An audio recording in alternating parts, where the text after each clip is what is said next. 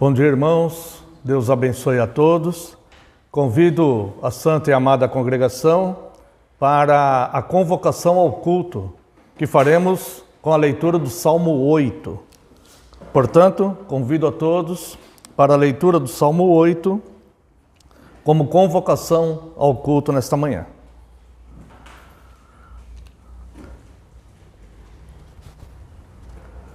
Salmo 8.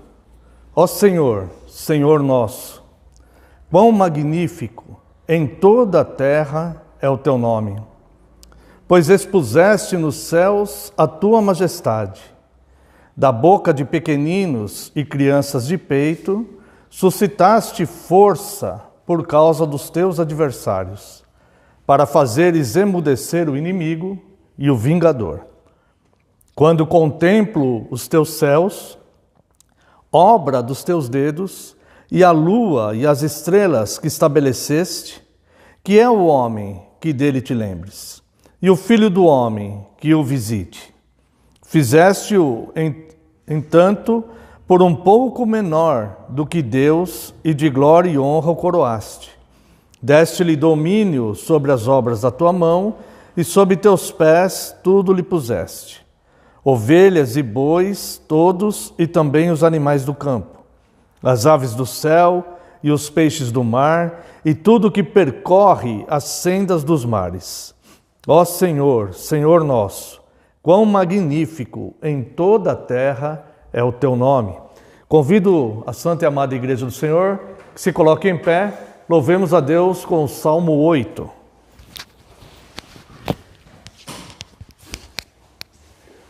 Senhor, nosso Senhor, quão magnífico é o nome teu, é em toda a terra, ó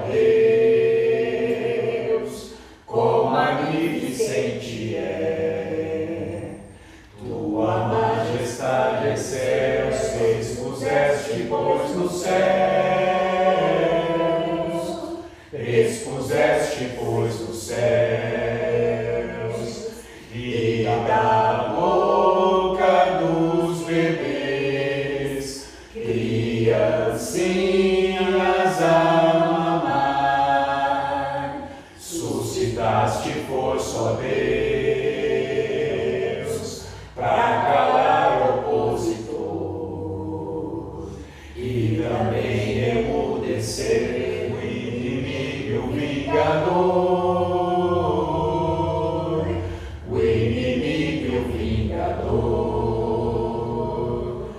Quando olho para os céus, criação dos dedos teus, lua, estrelas no lugar, estabelecidas lá. E o homem o que é, que te lembres e visites, o que o filho do homem é, do que anjos feito foi, por um pouco então menor, e de glória e honra então.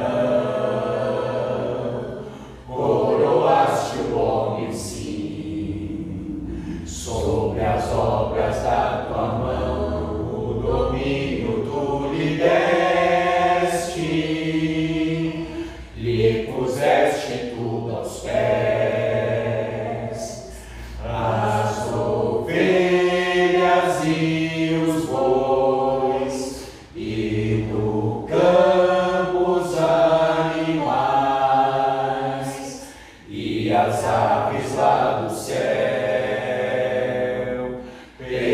Tudo que há no mar, é o teu nome, ó Senhor, Senhor nosso em toda a terra, quão magnificente é.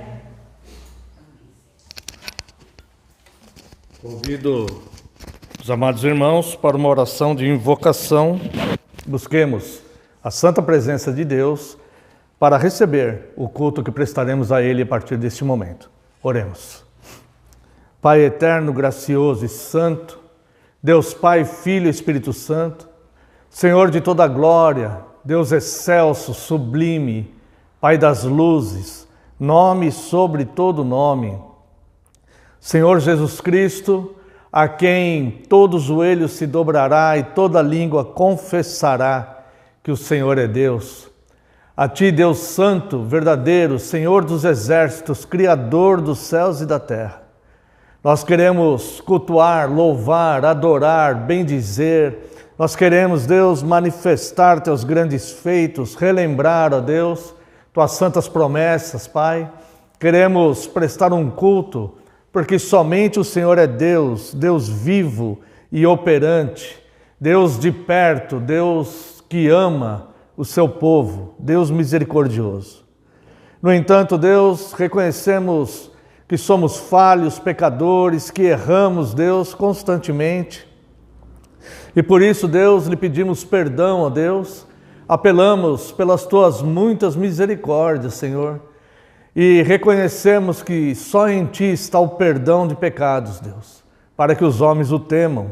Por isso, Deus, nós pedimos perdão a Ti e lhe pedimos, Deus, que o Senhor nos restabeleça na Tua comunhão, ó Deus, que o Senhor mova nossos corações e mentes para podermos agradecê-lo, Deus, racionalmente e também sermos instruídos pela Tua santa palavra, Deus. Que neste momento Seu nome seja adorado, cultuado, Deus, porque somente o Senhor é Deus. Nos unimos, Senhor, com todos aqueles que o adoram em espírito e em verdade, de forma verdadeira neste dia do Senhor. Nos unimos a eles, Deus, para prestarmos um culto a Ti, um culto de gratidão, um culto de louvor, um culto onde o Seu nome seja adorado de fato e onde o Senhor instrua a Tua santa igreja de acordo com a Tua santa vontade. Te agradecemos, Deus, pelo imenso privilégio de podermos estar aqui cultuando ao Senhor. No nome santo e poderoso de Jesus é que nós oramos agradecidos. Amém, Senhor, e glórias a Ti. Vamos ao voto da nossa segurança. Amada Igreja do Senhor Jesus Cristo, onde está o nosso socorro?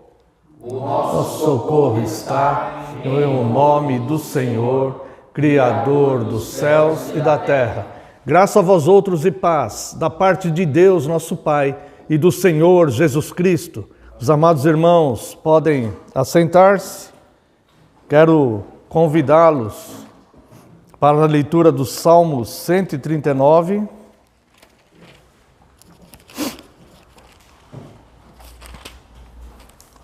Leremos os versos 23 e 24.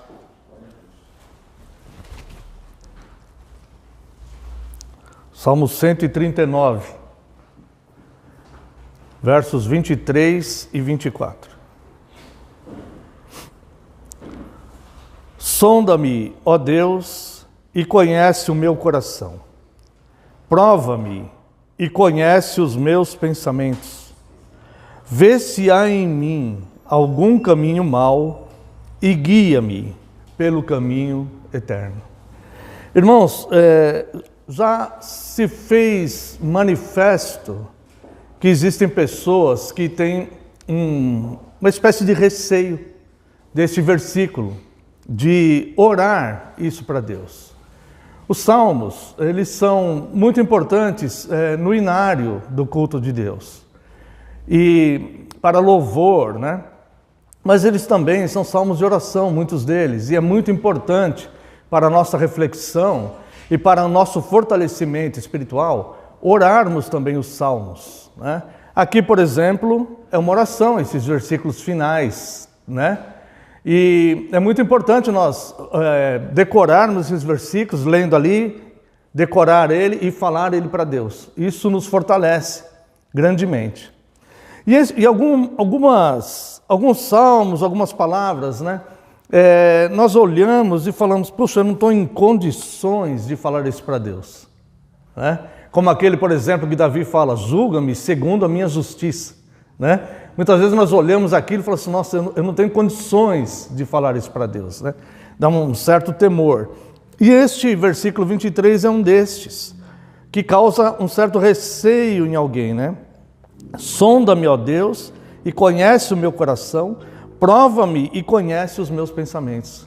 Muitas vezes nós olhamos para a nossa própria vida e nós vemos tantos defeitos em nós mesmos, né?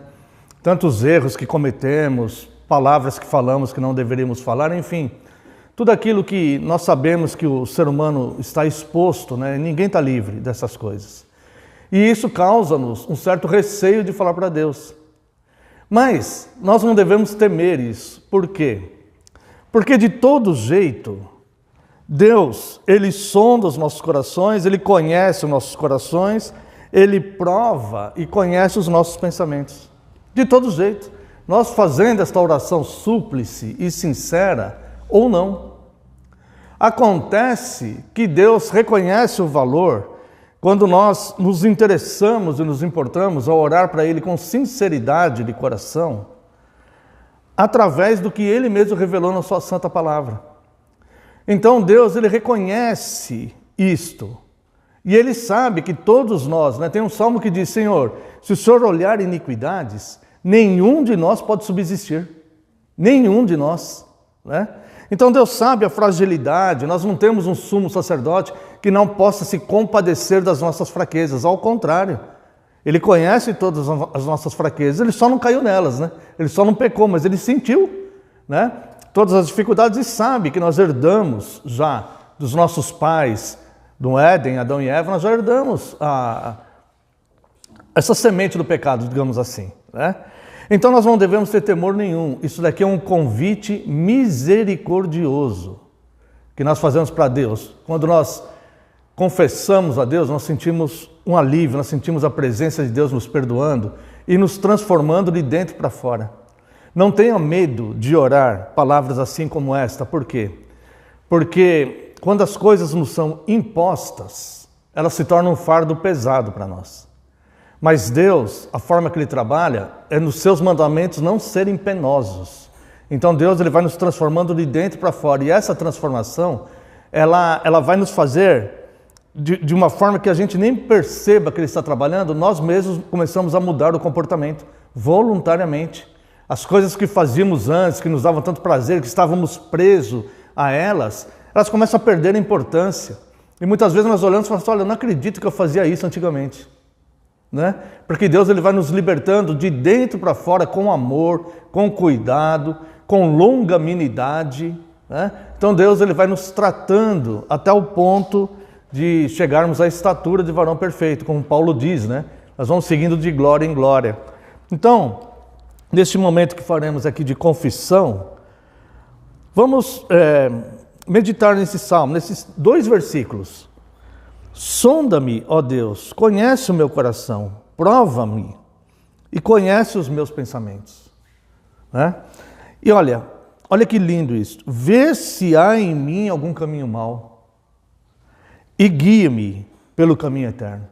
Então, Senhor, não opinião de homens, não imposição de religião, ou de homens, ou de igrejas, mas o Senhor, que é o Deus da verdade, sonda o meu coração, veja o Senhor se há algum caminho mau em mim e me conduza para o caminho eterno. Me salve, Senhor, não me deixe perecer. O que Davi está falando aqui não me deixe perecer nesse mau caminho que se instalou no meu coração.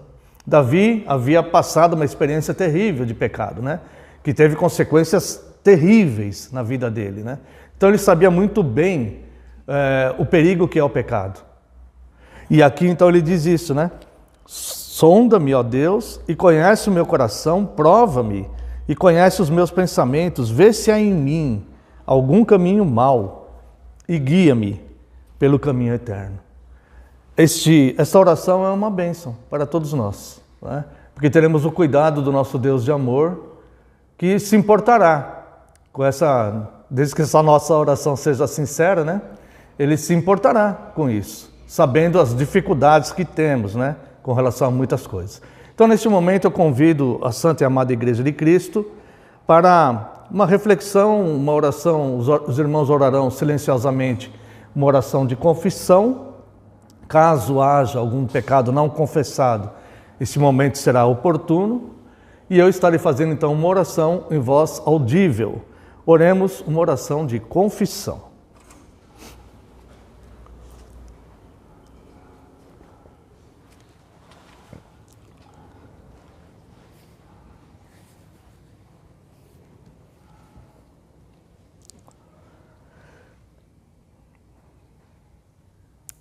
Sonda-me, ó Deus, olha o meu coração, vê se há em mim, Senhor, algum caminho mau e guia-me pelo caminho eterno.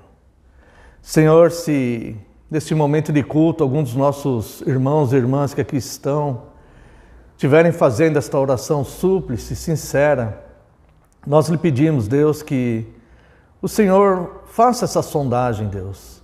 Nos purifique, Deus, de todo mal, porque nós sabemos, Deus, pela Tua palavra revelada, que todo mau desígnio, ele procede do coração humano, um coração que herdou, ó Deus, o pecado, a semente do pecado, Deus. Nós já nascemos pecadores e por isso, Senhor, nós pedimos a Ti, Deus, que nos sonde com Teu amor, ó Deus, com as Tuas misericórdias.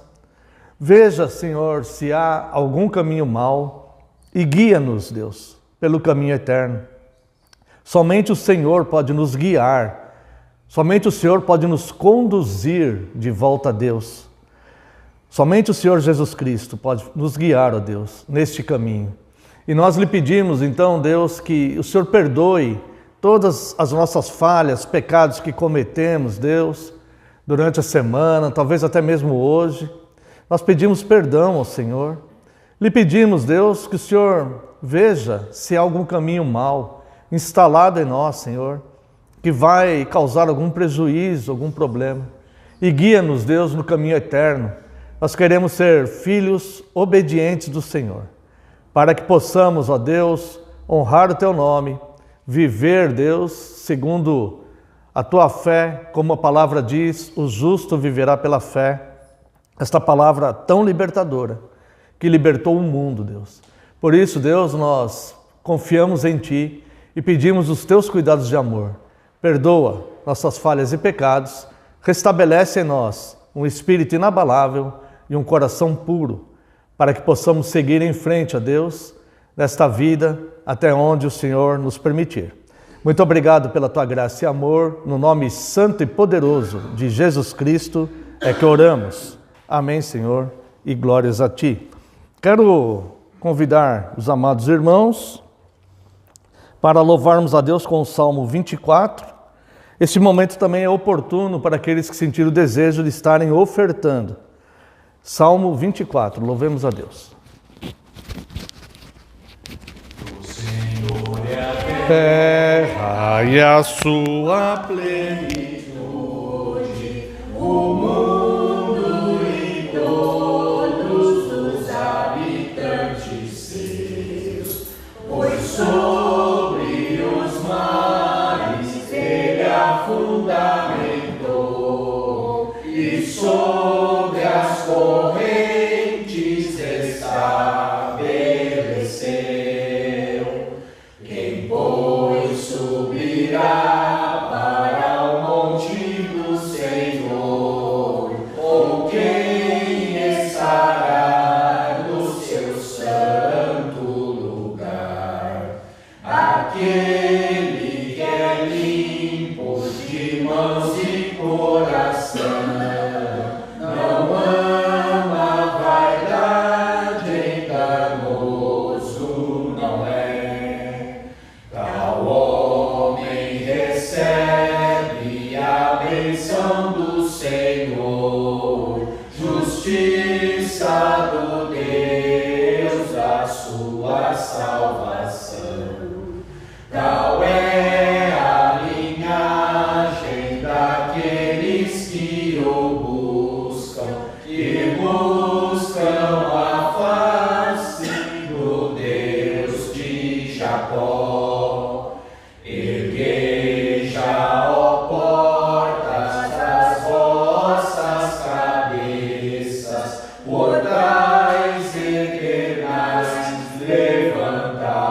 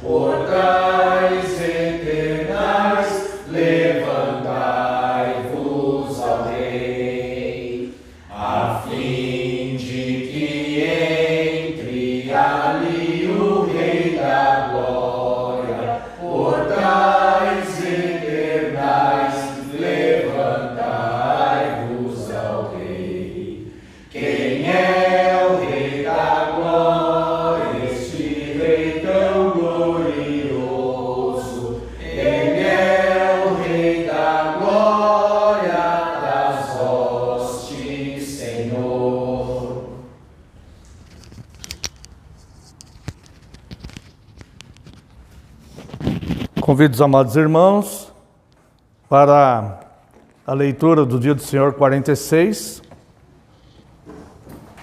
Nós estamos no Catecismo, irmãos, estudando a oração que o Senhor Jesus nos ensinou. Começamos no Dia do Senhor 45, domingo passado.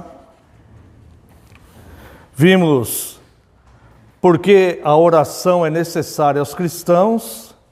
Vimos também o que é preciso para que a nossa oração agrade a Deus e seja ouvida por Ele. Também vimos o que foi que Deus ordenou que lhe pedíssemos. E tivemos contato com a oração do Pai Nosso, que o Senhor Jesus nos ensinou. Essa oração, alguém pediu para que Jesus ensinasse. Senhor, como devemos orar? E o Senhor Jesus, então, ensinou esta oração com essa introdução e as 6 petições que vão seguir e que hoje faremos a introdução e, se Deus nos permitir, os próximos domingos veremos petição por petição. Mas se nós olharmos aqui a pergunta 119 do Dia do Senhor 45, nós vamos relembrar esta oração. O Senhor Jesus nos ensina a orar desta forma: Pai nosso que estás nos céus, santificado seja o teu nome. Venha o teu reino, faça-se tua vontade, assim na terra como no céu. O pão nosso de cada dia dá-nos hoje. E perdoa as nossas dívidas, assim como nós temos perdoado aos nossos devedores. E não nos deixes cair em tentação, mas livra-nos do mal. Pois teu é o reino, o poder e a glória para sempre. Amém. Essa é a estrutura da oração que o Senhor Jesus nos ensinou com as suas petições. A introdução desta oração, vamos analisar um pouquinho, brevemente, agora, Dia do Senhor 46, pergunta 120. Por que Cristo ordenou nos dirigir a Deus como o Pai Nosso? Resposta: para despertar em nós, logo no início da nossa oração, aquela reverência filial e confiante em Deus, que deve ser básica à nossa oração. Deus, por meio de Cristo, tornou-se o nosso Pai. E se os nossos pais não nos negam as coisas terrenas, muito menos Ele nos negará aquilo que lhe pedimos por fé. O ano passado, o Dia do Senhor 46 do ano passado, eu me recordo que nós abordamos um pouco mais de profundidade a questão do Pai Celestial, que não é um Pai humano, né? Hoje, se Deus permitir, eu quero abordar uma outra questão acerca disso. Sim, é o Pai Celestial que não é o Pai humano. A igreja, o cristão deve aprender a desumanizar Deus. Deus não é humano, Deus é o Criador da humanidade. Então nós nunca devemos comparar Deus a um homem, de forma nenhuma. Isso é herético. Deus não se compara ao homem. O próprio Deus diz: a quem me comparareis para que ele seja igual? Então, mesmo de boa fé, quando as pessoas tentam ilustrar esta filiação que temos com Deus, usando exemplos de pais humanos, olha, um pai humano, assim como o pai humano, ele não vai desprezar um dos filhos, Deus não vai desprezar o outro, não nessa comparação, né? O pai humano, ele sabe dar boas dádivas para os filhos, quanto mais o Deus celestial, que é amor. Deus não se compara com o pai humano, ele é muito acima disso, tá? Então a primeira coisa que nós entendemos do Pai é que ele é celestial, ele está acima de todos e ele sabe nos agraciar. Então a esse Deus nós devemos reverência, respeito e obediência a Ele. E Ele é galardoador de todos aqueles que o buscam e confiam nele. Mas o que eu quero me deter aqui é na segunda palavra da oração. Ele fala Pai Nosso. Veja que aqui está no plural. O Senhor Jesus nos ensina a orar no plural. Ou seja, esta não é uma oração individualista. Nunca a oração deve ser fundamentada em egoísmos, né? Para mim, me faz isso, me faz aquilo, me livra. Nós podemos orar assim, me livra disso, me dê isso, podemos orar. Mas nós nunca devemos esquecer que nós somos membros de um corpo. Nós não somos sozinhos, né? É como se a mão quisesse as bênçãos só para ela e não para o braço, não para as pernas, né? Não, é o corpo todo que deve ser abençoado. Então, a primeira coisa que nós vemos aqui é que a nossa oração ela deve estar sempre preocupada com as pessoas. Nós devemos nos preocupar nas nossas orações com a nossa família, conosco também, claro, né? Pedimos a Ele as nossas necessidades, podemos fazer isto. Mas não só isto. Nós devemos orar pela nossa família, devemos orar pela nossa igreja, devemos orar pela nossa sociedade, pelo nosso país, devemos orar pelas autoridades, devemos orar por Jerusalém. Tudo isso a Bíblia nos ensina. Então, a palavra diz Pai Nosso. Esse Pai não é exclusivo nosso, né? E quer abençoar o seu povo. E a pergunta 121, por que se acrescentou que estás nos céus? Porque essas palavras nos ensinam a não pensar na majestade de Deus de modo terreno. Nós nunca devemos pensar nessa autoridade de Deus de modo terreno. E a esperar do seu poder infinito tudo aquilo que necessitamos para o nosso corpo e alma. Deus, Ele é o nosso provedor. Todo bem procede de Deus. O mal, ele procede do maligno, o mal, ele procede do homem, o mal, ele procede da mulher. O agente do mal no mundo é o homem e a mulher. Pode haver uma influência maligna, mas o agente do mal, quem faz o mal, é o homem e a mulher. Deus, ele não faz o mal moral. Deus pode determinar o mal das circunstâncias, mas não o mal moral. O mal moral Deus não criou. Deus aborrece e odeia o mal e todos aqueles que praticam o mal. Então aqui nós vemos que nós devemos entender que Deus está muito acima desse sistema de coisas que nós podemos ver. E nós podemos esperar do poder infinito dele tudo aquilo que necessitamos para o nosso corpo e alma. Nós vimos alguns domingos anteriores, num dos sermões, 3 portas, né? Que podem se fechar na nossa vida. A porta que Deus fecha, a porta que nós mesmos fechamos e a porta que Satanás fecha também. Então nós devemos buscar em Deus todas as providências para tudo que nós necessitamos. Se houver uma oposição espiritual, nós devemos buscar em Deus que repreenda aquela oposição espiritual. Se nós mesmos estamos fechando portas por medo, por coisa, nós devemos buscar a fonte da nossa saída na palavra de Deus, na oração, né? E esperar de Deus, do poder infinito de Deus, tudo aquilo que Deus pode fazer. Ou seja, nós buscamos a Deus. Nós não conversamos com anjos, com pessoas que já faleceram, né? Mesmo que tenham sido santos, que tenham sido cristãos. Nós não conversamos, não fazemos orações para essas pessoas. Nós não fazemos orações para anjos. Nós não falamos com demônios. Nós nos relacionamos com Deus, né? O que a palavra de Deus nos ensina é nos relacionar com o Pai de poder infinito, que está muito acima disto. E Ele providenciará as saídas para a nossa vida.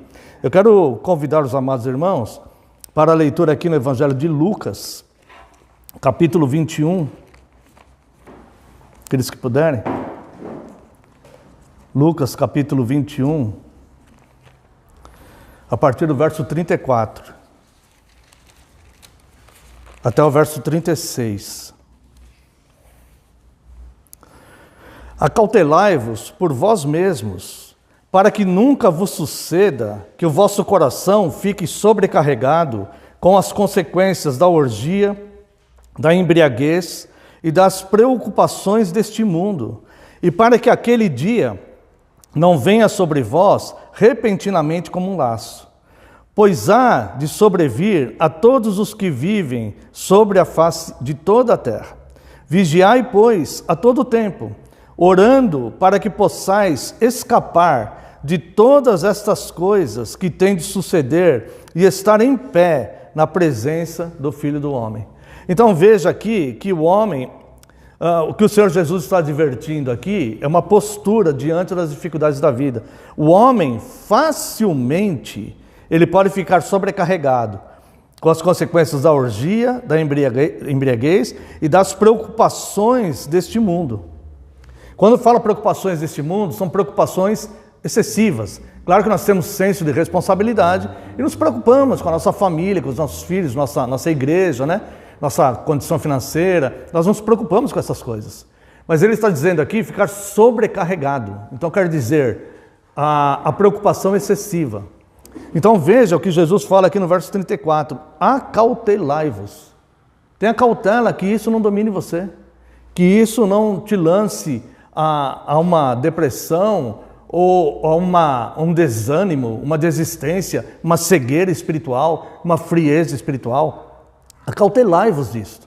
Então quando ele fala vigiar em todo o tempo, é você perceber, discernir o que está acontecendo à sua volta e o que está acontecendo dentro de você. Esse é o vigiar. Né? O que está acontecendo à minha volta, o que está acontecendo nas circunstâncias que eu vivo e o que está acontecendo dentro de mim, no meu interior, na minha mente, no meu coração. Né? Muitas pessoas elas vão dando sinais de esfriamento espiritual, mas elas não percebem que elas estão caindo numa armadilha terrível, terrível. Né? Então é necessário que a pessoa sonde a si mesma.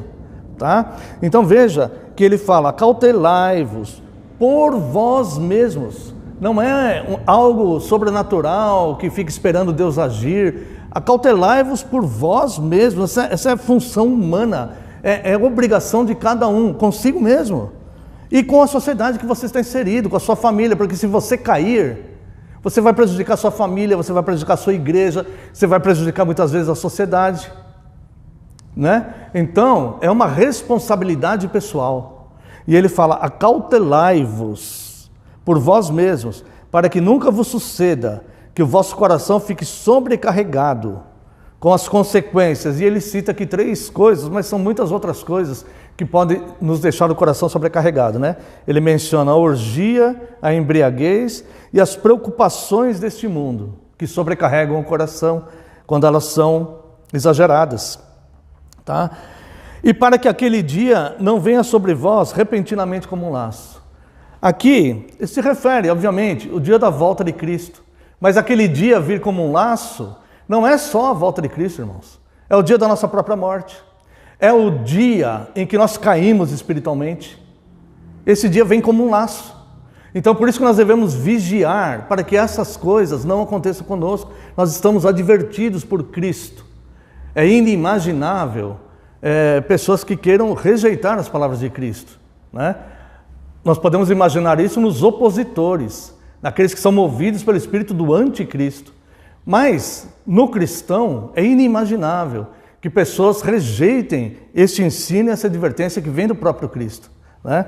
Então ele diz, acautelai-vos disso, pois sobrevirá a todos sobre a face da terra. Vigiai, pois, a todo tempo, orando, para que possais escapar de todas estas coisas que têm de suceder e estar em pé na presença do Filho de Deus. Às vezes, irmãos, nós somos tão dominados por essas coisas que sobrecarregam o nosso coração e a nossa mente, que nós esfriamos na oração. A oração é um meio de graça. Assim como é o culto, assim como a leitura bíblica, assim como são os sacramentos, a eleição é um meio de graça. Então nós começamos a esfriar na oração e não conseguimos orar. Tá? Então, que providência nós devemos tomar? 2.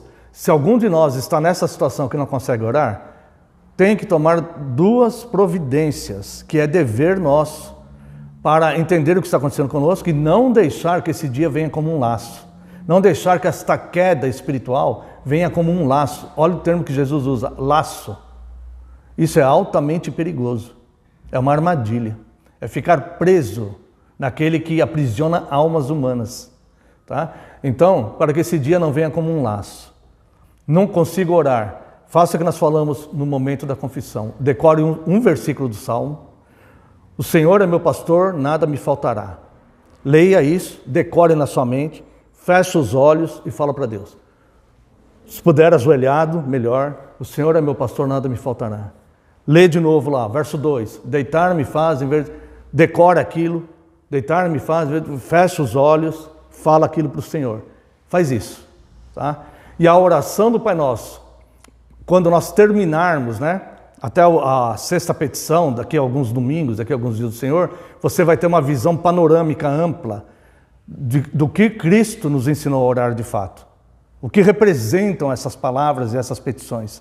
Então você vai entender esta oração. E aí você vai fazer esta oração pensando exatamente no que ela representa, não como palavras de vãs repetições, né? Mas entendendo o que significa essas petições e pedindo aquilo de fato para Deus para que seu coração fique hidratado, tá bom? Vigie para que aquele dia não venha sobre você como um laço. Nós estamos numa época em que é muito comum a frieza espiritual. As igrejas estão esfriando, as pessoas estão esfriando, né? A imoralidade, a inversão de valores está a todo vapor no mundo. As pessoas se preocupam mais com trabalhos, com bens materiais, porque nós somos muitas vezes forçados a isso, né? Então, não esqueça da sua espiritualidade pessoal. Vigie para que esse dia não venha sobre você como um laço, viu?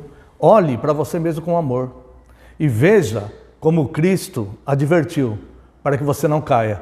Porque se cair, irmãos, não é só um que cai, viu? Então, vigia para que você possa se manter firme, tá bom? Seguindo em frente e que Deus abençoe essa palavra. A partir da próxima semana, entraremos na primeira petição, se Deus assim nos permitir. Quero convidar os irmãos para louvarmos a Deus e nos prepararmos para o sermão através do hino 260.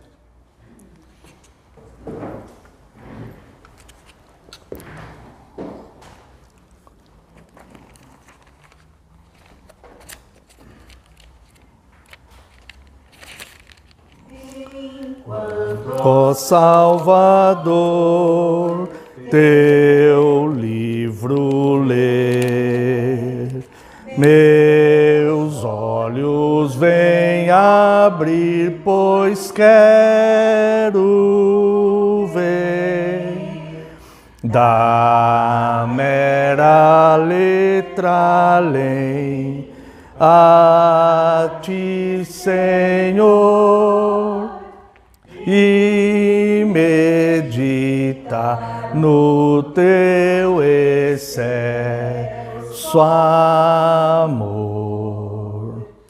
À beira-mar, Jesus, partiste o pão, alimentando a imensa multidão.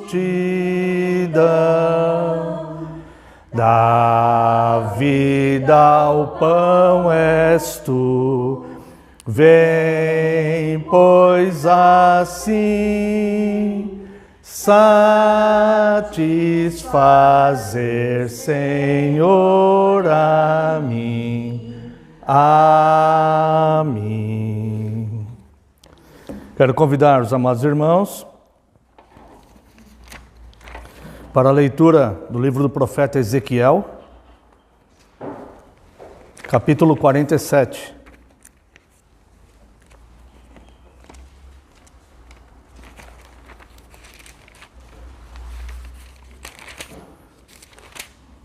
Faremos a leitura do verso 1 ao verso 5.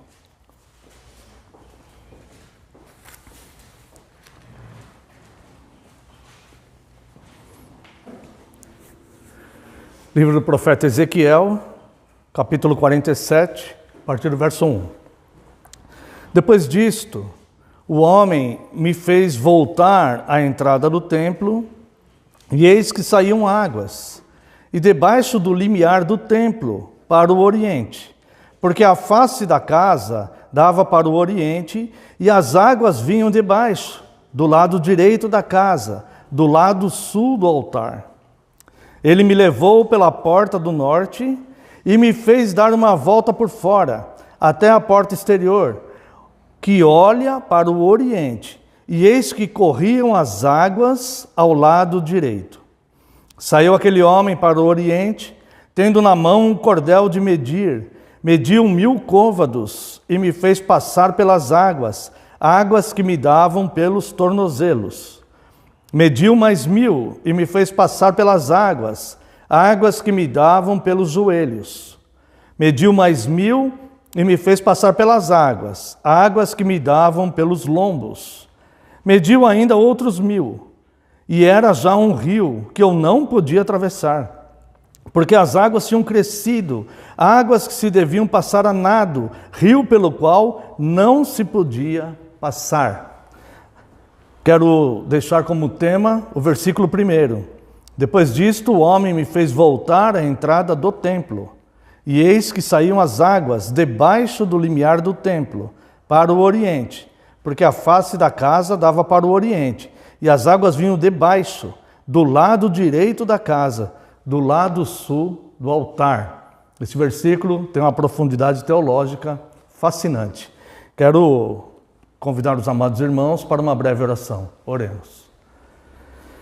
Pai excelso, bendito e santo, nós te louvamos, Deus, neste momento de culto. Nós estamos agora diante da tua santíssima palavra e nós precisamos, Deus, dela como alimento, como remédio, Deus, como farol, direção para as nossas vidas. E nós confiamos plenamente no Senhor, que o Senhor há de nos dar direção, de curar-nos, Deus, emocionalmente, afetivamente, espiritualmente, e também de nos alimentar, ó Deus, alimentar o nosso espírito. Nós precisamos, Deus, que o Senhor atente para nós. Por isso, Deus, rogamos a Ti, que envie Teu Espírito Santo e que Ele nos ilumine para entendermos esta palavra já revelada e que esta revelação, ó Deus, possa produzir frutos em nós, conforme o Teu desejo. Eu te peço, Deus, perdão pelas minhas falhas e pecados, mais uma vez eu peço, me perdoa. E neste momento, Senhor, eu clamo a Ti, para que eu diminua, eu desapareça, e só prevaleça a Tua palavra, porque a Tua palavra é a verdade. No nome santo e poderoso de Jesus é que nós oramos. Amém, Senhor, e glórias a Ti. Amada Igreja do Senhor Jesus Cristo, venho vos proclamar Cristo, o condutor do perdido de volta a Deus. Bem, essa é a mensagem do Evangelho. Cristo, o Filho de Deus, enviado pelo próprio Deus, aceitou a sua missão e veio buscar aquele que estava perdido e levá-lo de volta para Deus. Isso nós sabemos, é a mensagem do Evangelho. Vamos analisar neste pequeno sermão como ele faz isso, como Cristo faz isto. Bem, existem várias formas de condução. Os homens podem ser conduzidos de diversas maneiras. Veja algumas formas que os homens podem ser conduzidos. Não estou dizendo que devam ser conduzidos, mas que é possível que os homens sejam conduzidos dessa forma. Os homens podem ser conduzidos por outros homens. Aqueles que puderem e quiserem acompanhar, Evangelho de João, capítulo 21, verso 18.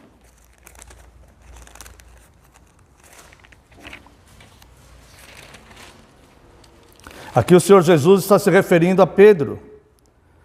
E ele diz: em verdade te digo, que quando eras mais moço, tu te cingias a ti mesmo, e andavas por onde querias. Quando, porém, fores velho, estenderás as mãos, e outro te cingirá, e te levará para onde não queres.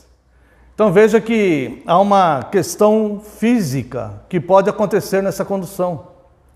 Homens podem conduzir outros homens para onde aqueles homens não querem ir. Mas é possível que isso aconteça. Há também uma questão moral, em que os homens podem conduzir outros homens. Veja aqui o Salmo 1, versículo 1. Entenda que os salmos, eles já começam com esta orientação. O primeiro salmo e o primeiro versículo ele vem com esta orientação. E falando que é feliz o homem que segue essa prescrição de Deus aqui.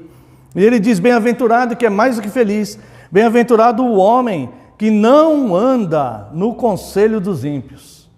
Não se detém no caminho dos pecadores, nem se assenta na roda dos escarnecedores. É possível, portanto, o homem andar no conselho dos ímpios, se deter no caminho dos pecadores. Então, este homem está sendo conduzido moralmente por outros homens. Está sendo conduzido por homens ímpios. E muitas vezes ele nem tem consciência disso. E há também uma terceira questão que eu quero abordar com os irmãos, do homem conduzir um outro homem, e isso vai levar aos outros dois casos que eu quero comentar. Está no livro do Apocalipse, capítulo 18, quando se trata da queda da Babilônia, a partir do verso 11. E sobre ela choram e pranteiam os mercadores da terra. Essa passagem aqui está falando de homens, tá? Os mercadores da terra, porque já ninguém compra a sua mercadoria. Mercadoria de ouro, de prata, de pedras preciosas, de pérola, de linho finíssimo, de púrpura de seda, de escarlata, toda espécie de madeira odorífera, todo gênero de objeto de marfim, toda a qualidade de móvel, de madeira, madeiras preciosíssimas, de bronze, de ferro, de mármore, a canela de cheiro, especiarias, incenso, unguento, bálsamo, vinho, azeite, flor de farinha, trigo, gado, ovelhas, e de cavalos, de carros, de escravos e até de almas humanas.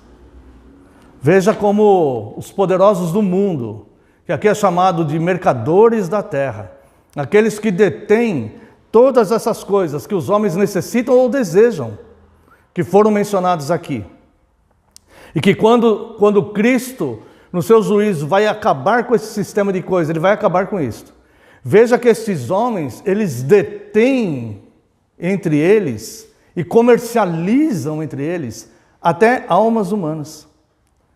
Então veja que existem várias espécies ou várias formas, várias maneiras de uma pessoa ser conduzida. E ela sendo conduzida por outros homens, como nós vimos na questão de Pedro fisicamente, como nós vimos moralmente no Salmo 1, e como nós vemos aqui até espiritualmente, pelos mercadores deste mundo.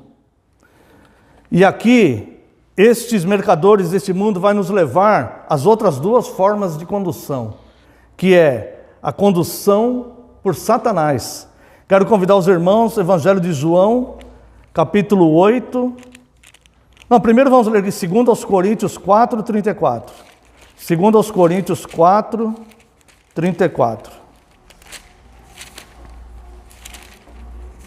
E veja como Satanás, ele conduz.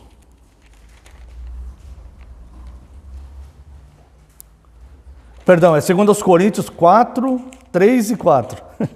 Verso 3. Mas se o nosso evangelho ainda está encoberto, é para os que se perdem que está encoberto, nos quais o Deus deste século cegou o entendimento dos incrédulos, para que lhes não resplandeça a luz do evangelho da glória de Cristo, o qual é a imagem de Deus. Então veja o Deus com letra minúscula, né, deste século, cegando os olhos de pessoas para que se afastem de Deus e para que se percam. Olha a necessidade do vigiar, olha a necessidade da oração, né? E do discernimento espiritual. E também quero ver com os irmãos, esses que são conduzidos por Satanás, Evangelho de João, capítulo 8, verso 44. É uma palavra duríssima de Cristo. Veja o que ele diz aqui. Vós sois do diabo, que é o vosso pai, e quereis satisfazer-lhe os desejos. Ele foi homicida desde o princípio e jamais se firmou na verdade, porque nele não há verdade. Quando ele profere mentira, fala do que lhe é próprio, porque é mentiroso e pai da mentira. Então diz que Satanás, ao conduzir essas pessoas, como que ele faz isto? Ele cega o entendimento delas, elas se tornam filhos daquela paternidade obscura, do engano, da ilusão, e ele não se firma na verdade, ele fala mentira. Então ele conduz essas pessoas através da ilusão, de meias verdades, como ele fez com Eva. Foi uma meia verdade que ele falou para Eva. A meia verdade não é a verdade. A verdade ela se revela por si mesma. É impossível negar a verdade. Nós já vimos isso em um outro sermão, né? Se alguém disser que a verdade não existe, então é verdade que a verdade não existe. Ou seja, então é necessário a verdade para se provar que a verdade não existe. Então é impossível negar a verdade. A verdade, ela se revela por si mesma. E Satanás, então, ele conduz as pessoas através de ilusões, de meias verdades, de coisas que parecem certas, mas não são. E ele cativa essas pessoas se tornam filhos deste engano, filhos desse adversário de Cristo. E essas pessoas, então, são conduzidas para as trevas, longe da luz, onde ele cega o entendimento delas. E Paulo vai dizer: são para os que se perdem que o evangelho está encoberto. Então é necessária a pregação do evangelho para que, se for da graça de Deus, que ilumine aquelas pessoas. E esses mercadores de almas que são conduzidos por Satanás também nos remete aos falsos mestres. E eu quero ver aqui mesmo em João capítulo 10, versos de 7 a 11. Jesus, pois, lhes afirmou de novo: em verdade vos digo, eu sou a porta das ovelhas. Todos quantos vieram antes de mim são ladrões e salteadores, mas as ovelhas não lhes deram ouvido. Eu sou a porta. Se alguém entrar por mim, será salvo. Entrará e sairá e achará pastagem. O ladrão vem somente para roubar, matar e destruir. Eu vim para que tenham vida e a tenham em abundância. Bem, existe uma discussão aí. Alguns falam que este ladrão do verso 10 é o diabo, e outros falam que são os falsos mestres, porque Jesus está falando do mercenário, aqueles que dizem que vêm em nome de Cristo e não são. Na verdade, essa discussão, teologicamente, ela não deve existir, porque aqui se refere aos dois. Porque a pessoa, o mercenário que ele está falando aqui, é movido pelo espírito do anticristo. Então é a ação demoníaca isso aqui, nas pessoas, a influência demoníaca nas pessoas. E Jesus fala: o ladrão, ele vem somente para matar, roubar e destruir. Eu venho para que tenham vida e a tenham em abundância. O mercenário, como eu já falei também em outro sermão, ele quer a gordura da ovelha. Ele quer o benefício que a ovelha pode dar para ele. Ele quer a lã da ovelha para ele se aquecer. Ele quer a gordura da ovelha para ele se alimentar. Ele quer comercializar a ovelha. Se vier o lobo, ele deixa o lobo no meio das ovelhas. Ele não se importa com a ovelha. O mercenário, ele não se importa. Pode entrar um lobo aí na igreja, aí, espiritualmente, ficar, e ele nem se preocupa. Ele quer continuar tendo os benefícios dele. Esse é o mercenário.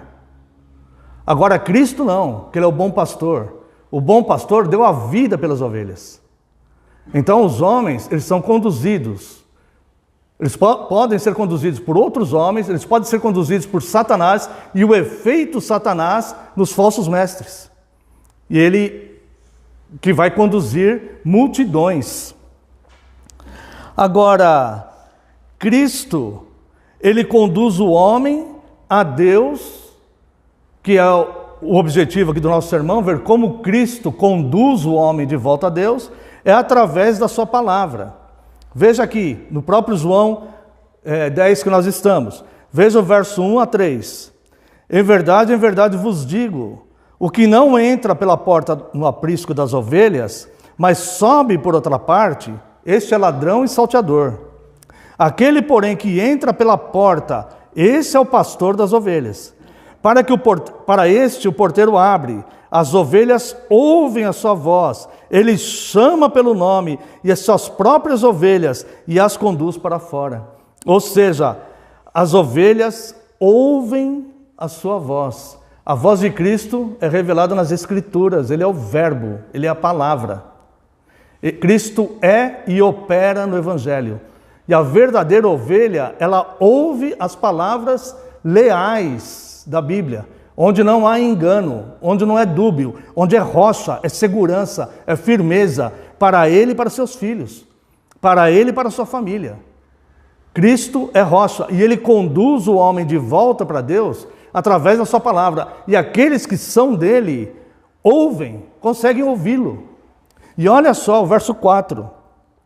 Além de ouvir, depois de fazer sair todas as que lhe pertencem, vai adiante delas. Elas o seguem porque lhe reconhecem a voz. Então as ovelhas verdadeiras, como Cristo conduz de volta para Deus, através da sua palavra. Aqueles a quem ele veio buscar, estas ouvem essa palavra dele, reconhecem que essa palavra é dele, é do bom pastor, não é do mercenário. Que o mercenário é o efeito de Satanás, como nós vimos aqui. Elas ouvem a palavra de Cristo, reconhecem ser Cristo e elas vão segui-lo. Elas vão seguir. Ou seja, Cristo. Não adianta a pessoa falar, eu creio em Cristo, Cristo deu ensinos tão bons, Cristo é tão bonzinho. Não, eu sempre acreditei e não seguir. Não adianta admirar Cristo. Cristo não morreu para fazer admiradores, para fazer fã. Cristo morreu para fazer discípulos e para levá-los de volta para Deus. Aquele que quer seguir, negue a sua própria vida, tome a sua cruz e siga. Esse é o caminho. E ele veio buscar e chama essas pessoas através da sua palavra. Ele não quer admiradores. Ele quer discípulos. Discípulo é aquele que segue o mestre, aquele que aprende dele e que vai por onde ele for. Que não fica escandalizado porque a vida não está mar de rosas neste mundo perverso que jaz no maligno. Não, ele já advertiu sobre todas essas coisas. E aquele então que ouve a palavra, segue a Cristo e ele vai conduzir essa pessoa ao caminho eterno. Uma das visões do profeta Ezequiel ilustra essa forma que Cristo conduz o perdido a Deus. Ezequiel, ele era de linha sacerdotal, estava esperando para ser um sacerdote de Deus, se preparando para ser um sacerdote. Era necessário completar 30 anos para começar o seu sacerdócio. Só que antes disto, veio a invasão babilônica. Os caldeus vieram e tomaram Israel. Levaram os jovens de boa aparência, como Daniel e seus amigos, para o palácio do rei. E os que não tinham boa aparência, levavam para outros serviços. Ezequiel não devia, ter boa aparência, então ele foi levado para um mangue para fabricar tijolos. Então todo o seu sonho, eu fiz um sermão uma vez sobre isso e falei, até falei que ele não viu mais a esposa dele, tanto sofrimento que ele passou. Aquele que ia ser sacerdote no templo do Senhor, agora era um escravo na beira de um mangue fazendo tijolos. Nem bonito ele era para poder ficar no palácio. Ficava ali. Mas Deus usou fortemente ele como profeta. E ele teve então, ele tornou-se um dos 4 maiores profetas, E ele teve algumas visões. E uma dessas visões, que foi a que lemos no começo, é a ilustração de como Cristo conduz o homem para Deus.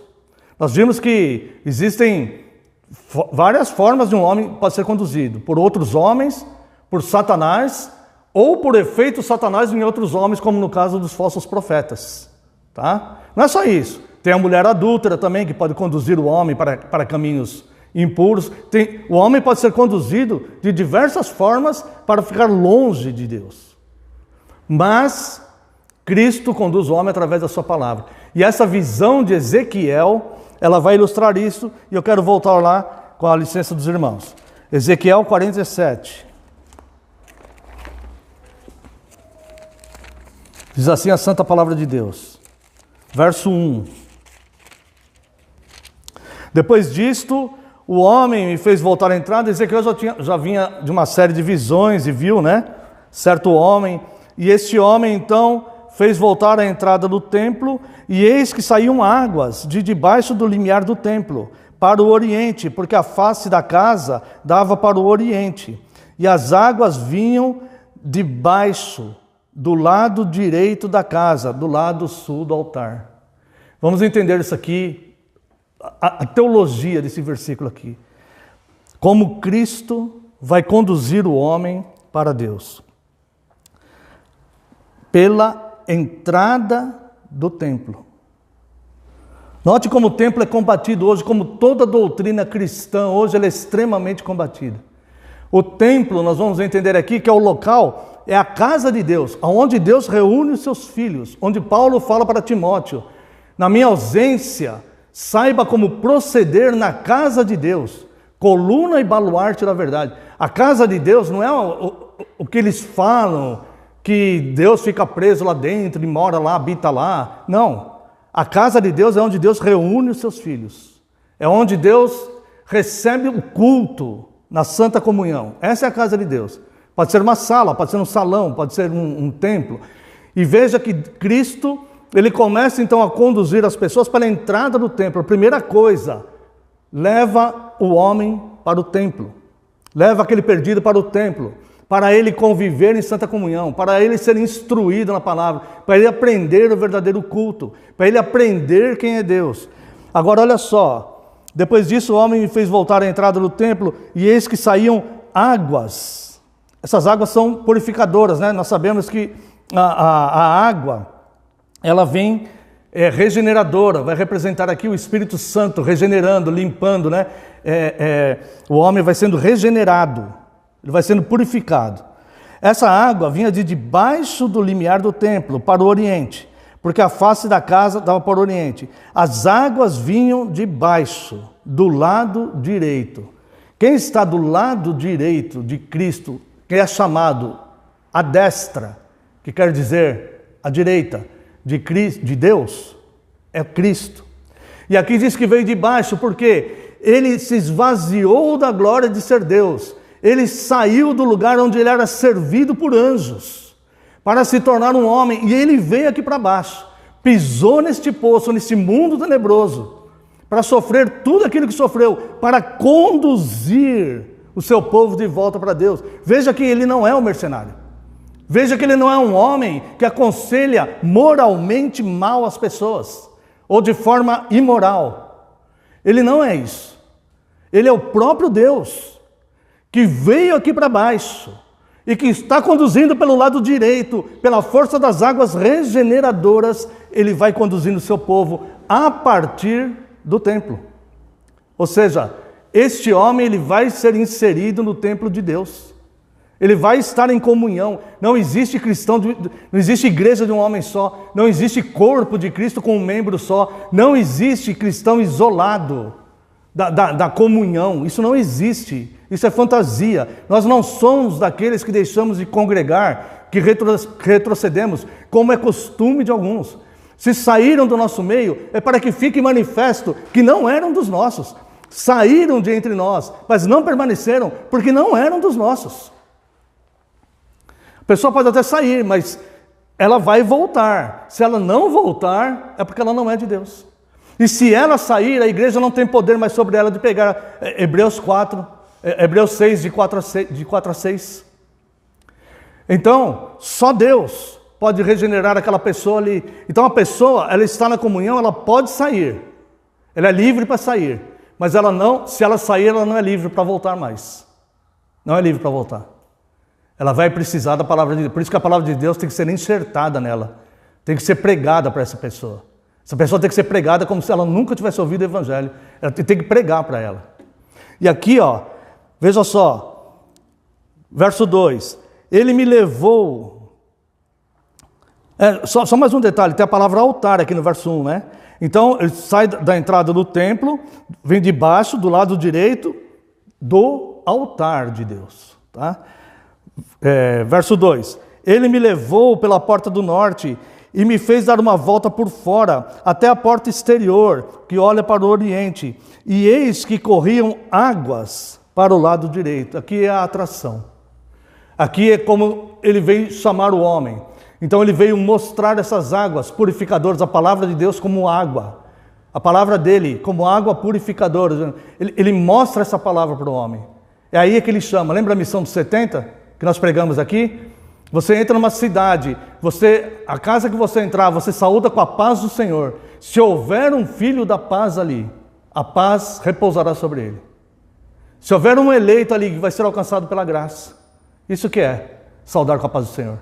Se houver um eleito ali, esse eleito será alcançado pela graça. Se houver um filho, você entra lá e você fala a paz do Senhor para ele. Não essas palavras, mas você fala sobre a paz de Cristo para ele. Se houver um filho da paz ali, ele será alcançado.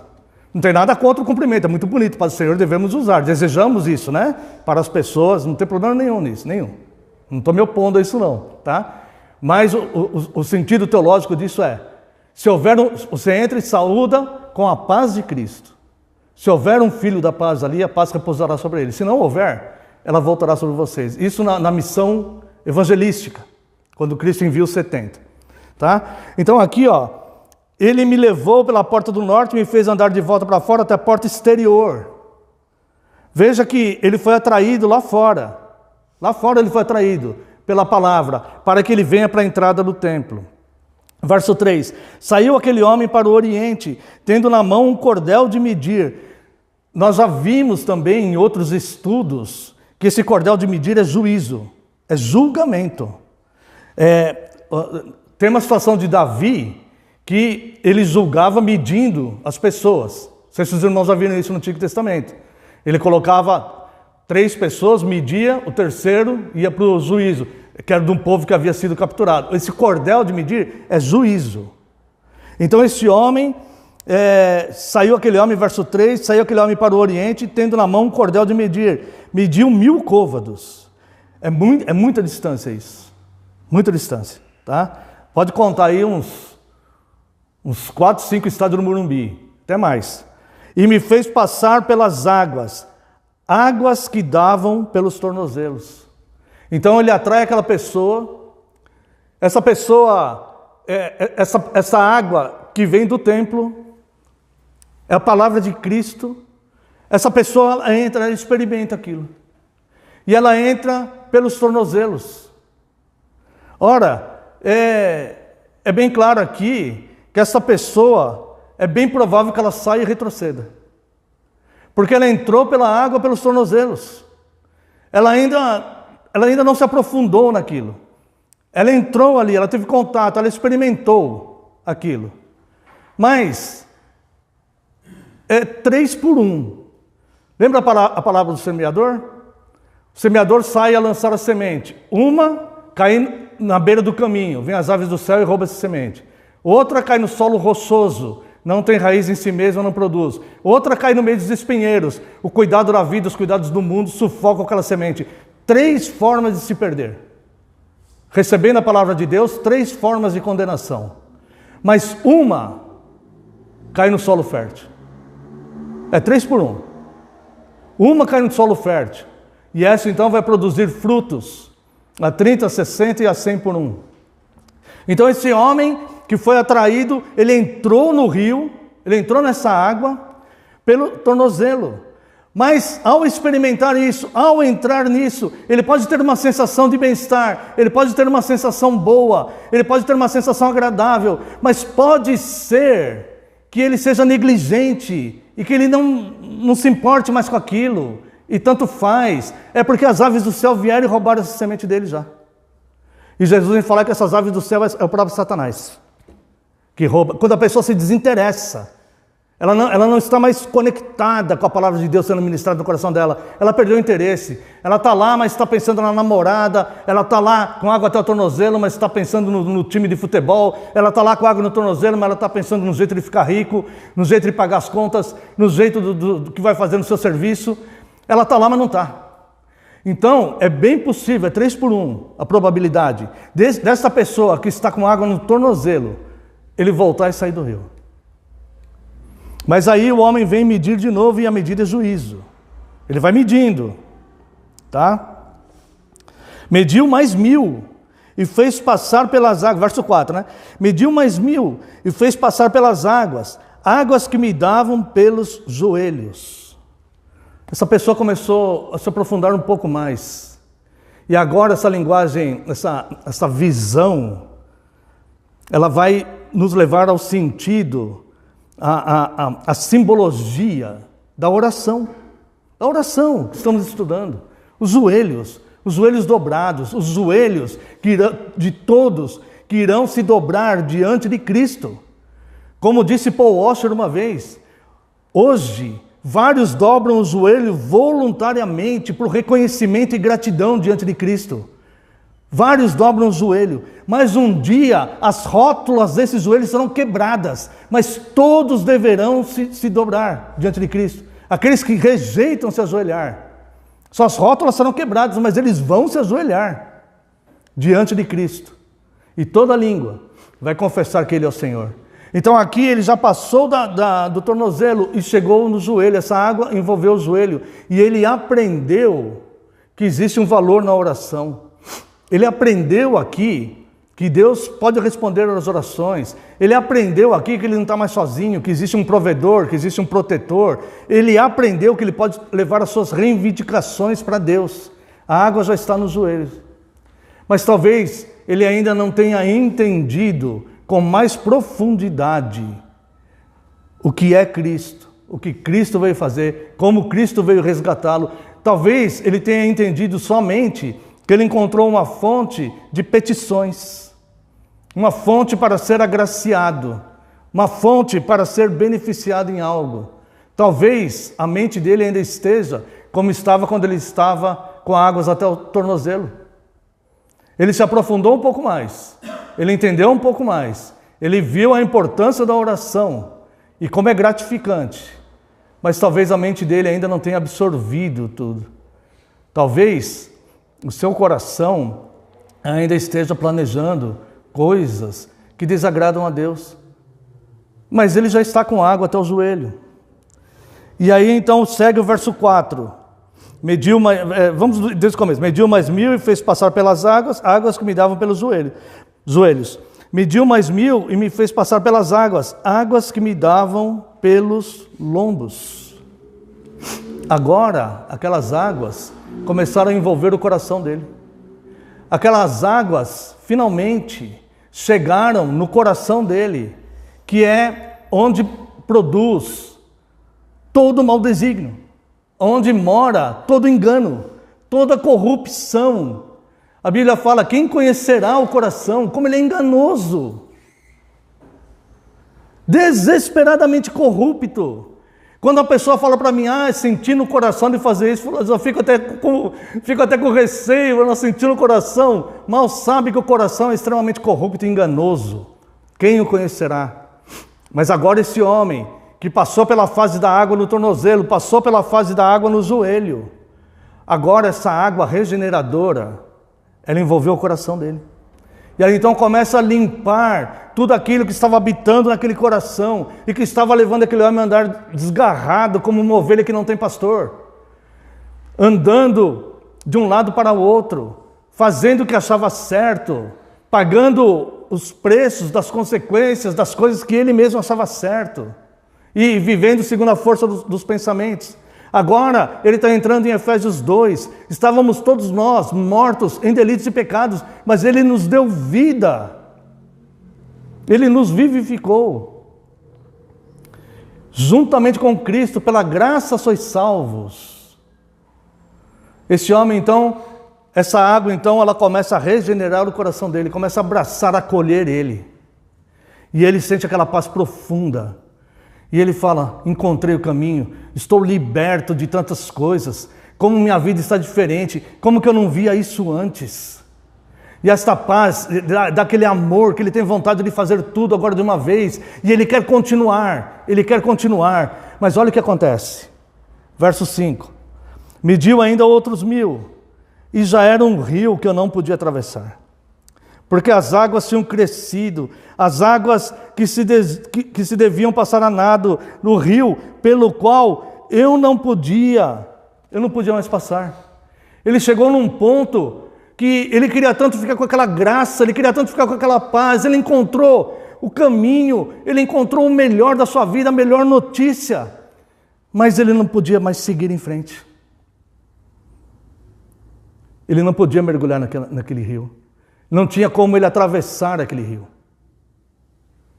Ele foi regenerado, mas ele não conseguiu chegar na plenitude de tudo que aquele rio representa. E olha só o que aconteceu aqui. Verso 6. E me disse, viste isso, filho do homem?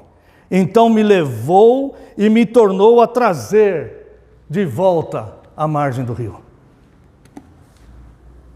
Você não foi salvo para usufruir dessa paz inteiramente e abandonar a sua vida anterior. Você não foi salvo para abandonar as pessoas. Você não foi salvo para viver somente para você, usufruindo de toda essa paz. Você vai usufruir de toda essa paz com toda a sua plenitude o dia que você mergulhar no rio. Mas não é agora. Não é agora. Agora você foi regenerado. Agora você faz parte do corpo. Agora você está selado com o Espírito Santo da promessa. Agora você é um missionário de Cristo, você é um soldado, você é alguém que serve a Cristo, você é útil no reino, você é um membro valoroso no corpo de Cristo, onde outros membros dependem de você. Você tem uma importância imensa no corpo de Cristo. Nós precisamos uns dos outros. Ninguém se menospreze. A paz é imensa, mas nós temos que voltar na margem. Tem pessoas ali que precisam conhecer essa paz. Tem pessoas que devem ser conduzidas para entrar ali pelos joelhos, pelos tornozelos. Quem sabe pelos joelhos. Quem sabe a grande graça das águas baterem o lombo e envolverem o coração daquela pessoa. E essa pessoa ser regenerada. E ser mais um de nós. Que voltam à margem. Mas olha só, que boa notícia. Quando volta à margem, essa margem já não é como era para ele antes. Ela não é mais aquela vida velha, antiga, que ele tinha. Olha como está a margem agora. Verso 7. Tendo eu voltado, eis que à margem do rio havia grande abundância de árvores, de um lado e de outro. Então me disse, essas águas saem para a região oriental e descem a campina, entram no mar morto, cujas águas ficarão saudáveis. Veja só, agora do seu interior corre um rio de águas vivas, esse rio de águas vivas, você é portador dele. Esse rio de águas vivas pode chegar no mar morto e trazer vida para aquele mar morto lá. Existe o mar morto, né? Com certeza. Mas aqui essa linguagem espiritual. Toda criatura vivente que vive em enxames viverá por onde quer que passe esse rio. Haverá muitíssimo peixe, e aonde chegarem essas águas, tornarão saudáveis as do mar, e tudo viverá por onde quer que passe este rio. Junto a ele se acharão pescadores, desde En-Gedi até em Eglaim. Haverá lugar para se estenderem as redes. O seu peixe, segundo as suas espécies, será como o peixe do mar grande, em multidão excessiva. Agora preste atenção no verso 11. Mas os seus charcos e os seus pântanos não serão feitos saudáveis, serão deixados para o sal. Ou seja,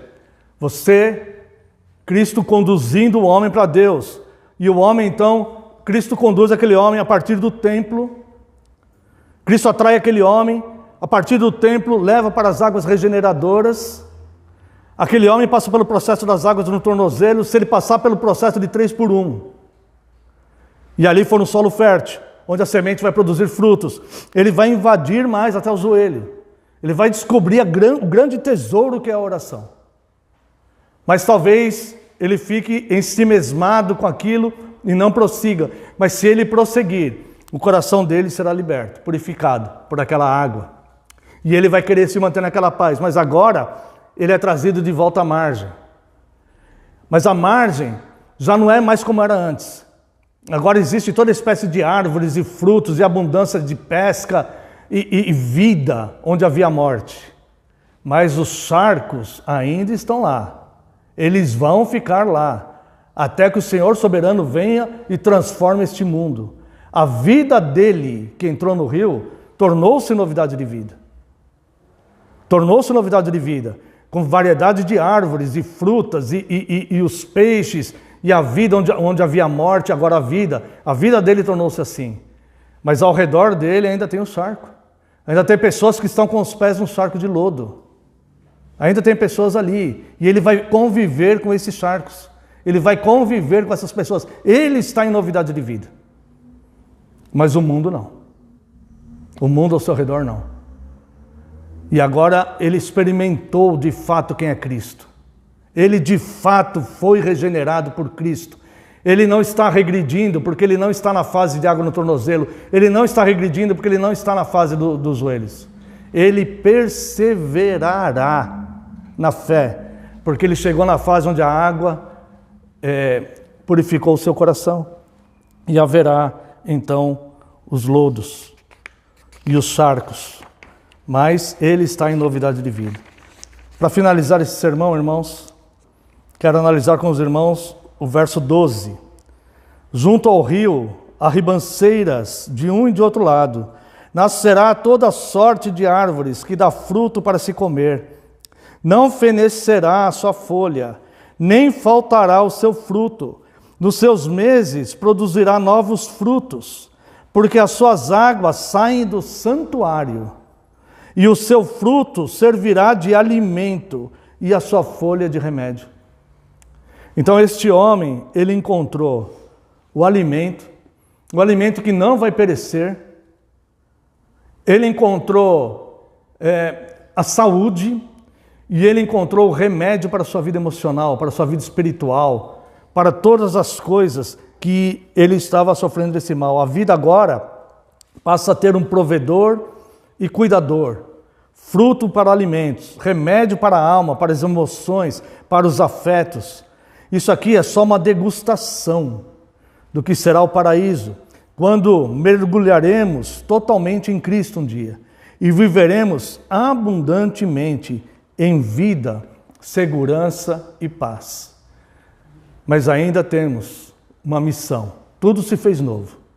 Temos acesso aos frutos do alimento e às folhas do remédio, que o Apocalipse vai chamar de árvore da vida lá, né? Que dará o seu fruto de ano, de mês em mês. Nós alcançamos esse objetivo, mas temos que voltar para a margem, porque ainda existe uma missão: tentar salvar alguns daqueles que estão no lodo, que estão no charco, e levar essa palavra para eles. Se você está atravessando o rio, deixa as águas chegarem nos lombos e purificarem o teu coração. Amém. Quero, como resposta a esse sermão, convidar os irmãos para louvarmos a Deus com o hino 168.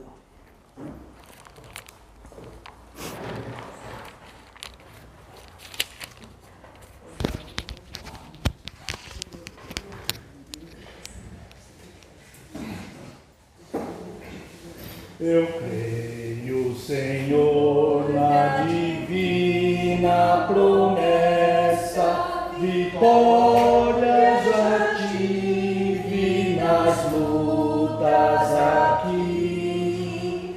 Contudo é muito certo que a gente tropeça, por isso, Senhor, eu preciso de ti. A luz que me guia no escuro caminho fulgura de cima do sol criador. Contudo não posso segui-lo sozinho, por isso eu preciso de ti, meu Senhor. Bem sei que nas preces eu posso buscar-te, jamais essa bênção na vida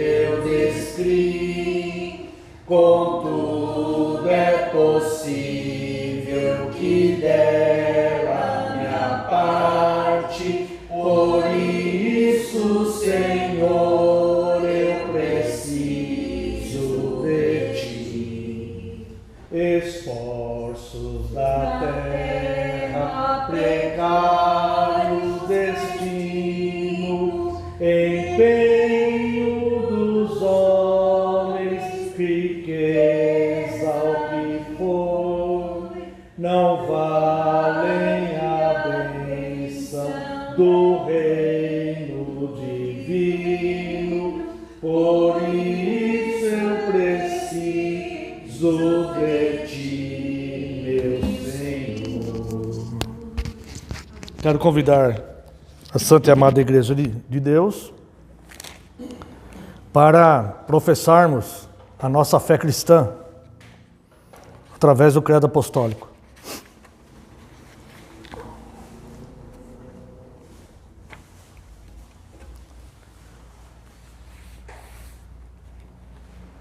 Creio em Deus Pai, Todo-Poderoso, Criador do céu e da terra, e em Jesus Cristo, seu único Filho, nosso Senhor, que foi concebido pelo Espírito Santo, nasceu da Virgem Maria, padeceu sob Pôncio Pilatos, foi crucificado, morto e sepultado, desceu ao inferno. No terceiro dia, ressurgiu dos mortos. Subiu ao céu e está sentado à direita de Deus Pai Todo-Poderoso, de onde há de vir a julgar os vivos e os mortos. Creio no Espírito Santo, na Santa Igreja Universal de Cristo, na comunhão dos santos, na remissão dos pecados, na ressurreição do corpo e na vida eterna. Amém. Convido a amada Igreja de Cristo que se coloque em pé. Vamos a uma oração de encerramento. Após a oração, a bênção. Então estará encerrado. Eu peço que os irmãos aguardem um pouquinho após. Temos alguns avisos importantes. Oremos. Pai gracioso, eterno e santo, nós te louvamos, Senhor. Te agradecemos. O Senhor é grande, Deus, perfeito, maravilhoso. E as suas misericórdias, Deus, são admiráveis, Senhor. Nós nos alegramos em Ti, Senhor.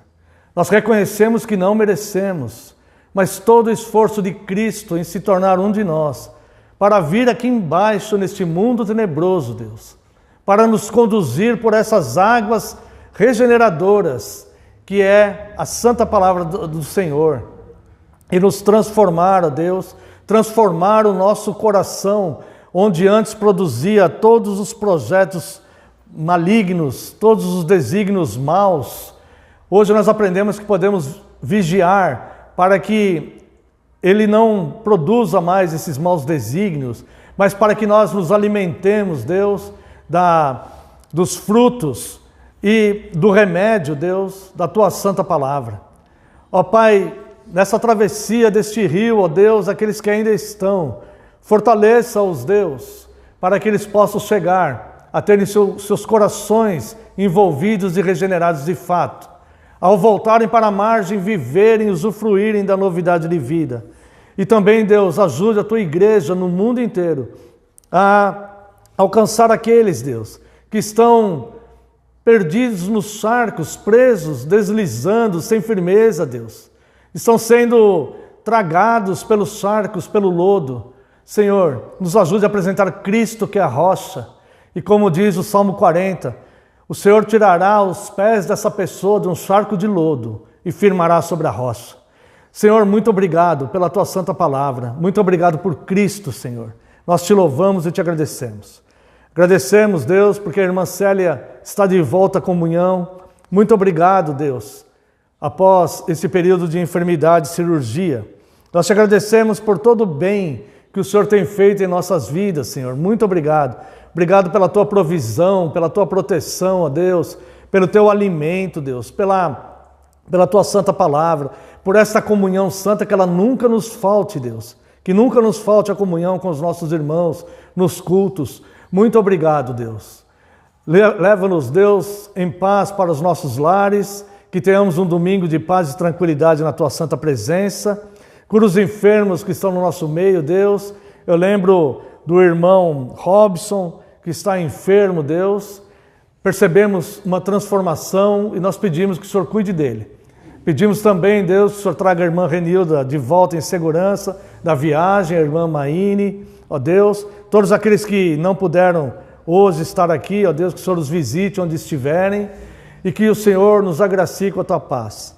Estenda a mão aos tentados, traga a paz aos aflitos, abençoe a nossa nação, Deus, que possa haver leis mais justas, proteja os jovens, as mulheres, Deus, proteja nossas crianças, proteja os chefes de família, Deus, que a tua igreja possa prosperar, ó Deus, tua igreja fiel possa prosperar na nossa nação.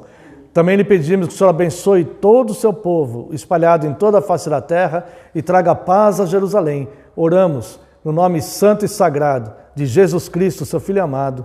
Amém, Senhor, e glórias a ti. Receba a bênção, irmãos, que a graça do nosso Senhor Jesus Cristo, o amor do Deus Pai e a comunhão e as consolações do Espírito Santo sejam sobre vós, agora e para todos sempre. Amém e amém. Está encerrado, eu peço que os irmãos se sentem um segundo.